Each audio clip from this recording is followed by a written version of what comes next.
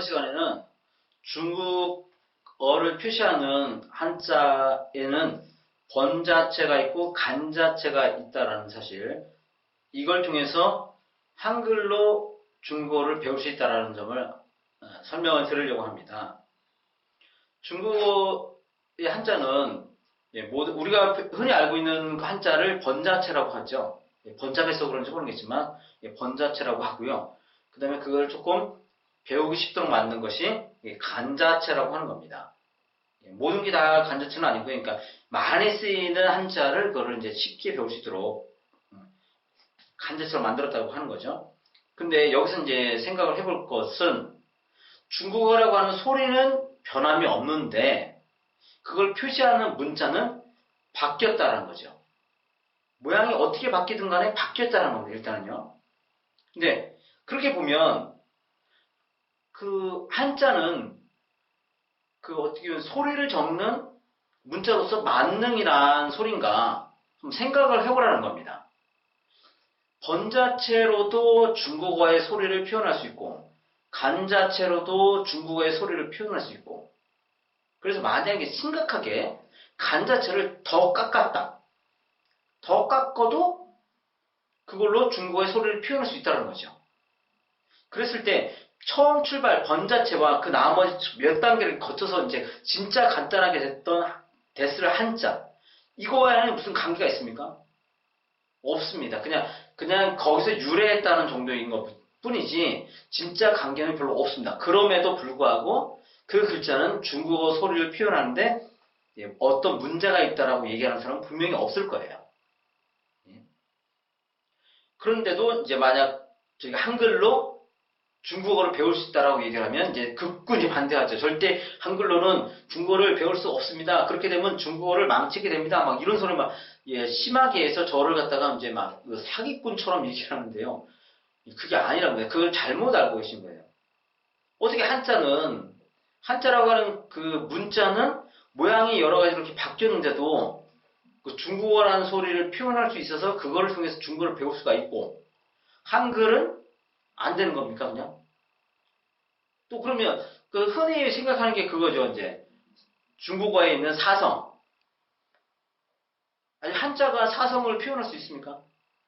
그래서 한자에 그 점을 찍나, 이렇게 막, 이 점을 찍어요? 그게 아니죠. 사성을 찍는 게 아닙니다. 그 다음에, 번자체도 그렇고, 간자체도 그렇고, 거기에 어떻게 무슨 리듬을 알 수 있는 게 뭐가 있나요?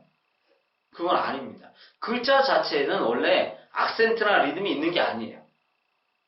그래서 한글이라고 하는 문자, 글자를 가지고 중국어의 리듬이 되는 거죠. 사성, 이런 것들, 리듬. 이거를 표기할 생각을 하면 안 되는 겁니다. 예. 한글로는 중국어의 발음을 표기할 수 없어서 중국어를 배울 수 없다. 이렇게 말을 하면 안 되는 거예요. 왜 그러면?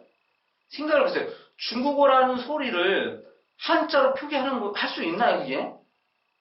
거기 소리 다 담겨 있습니까? 한자라고 하는 글자에 그 중국어 소리가 이렇게 담겨 있나요?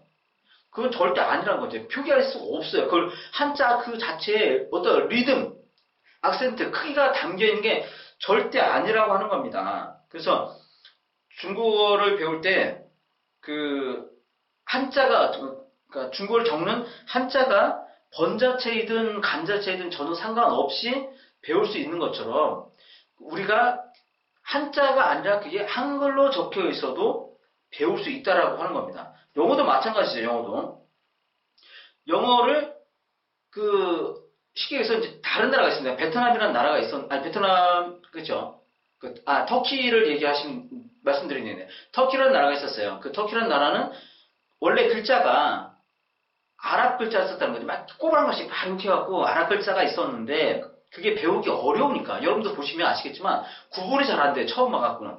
그래서 우리가 익숙해서 그런지 몰라도 뭐 한글이나 영어 알파벳은 구분이 딱 가잖아요. 근데 그걸 막 꼬부란 것이 구분이 안 가요. 그러다 보니까 터키라는 나라가 너무 문맹률이 높은 거예요. 글자를 못 읽으니까. 한자가 같이. 옛날에는 중국도 한자를 못 읽으니까 문맹률이 굉장히 높았다는 거죠. 근데 이제 지금은 뭐 한어병원을 도입했기 때문에 중국 같은 경우도 조금 이제 문맹률이 낮아졌다고 합니다. 근데 터키 같은 경우도 옛날에는 아랍 문자를 쓸 때는 문맹률이 거의 80%에 해당한대요. 그러니까 글자를 못 읽으니까.